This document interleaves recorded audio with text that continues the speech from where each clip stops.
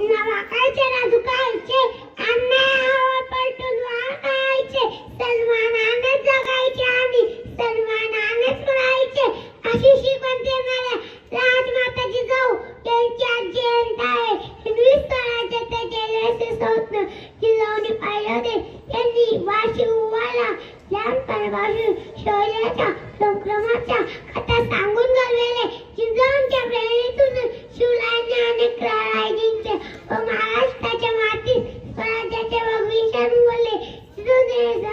संस्कार व शिक्षणामुळे शिवराय स्वतःचा विचार न करता इतरांच्या कल्याणासाठी जगले धर्मासाठी लढले अंगणातील तुळस गोठ्यातील गाय अंगणातील माय यांच्या कोणी आवडीने आपली तर काही घ्यायचे जाणार नाही असं स्त्रिया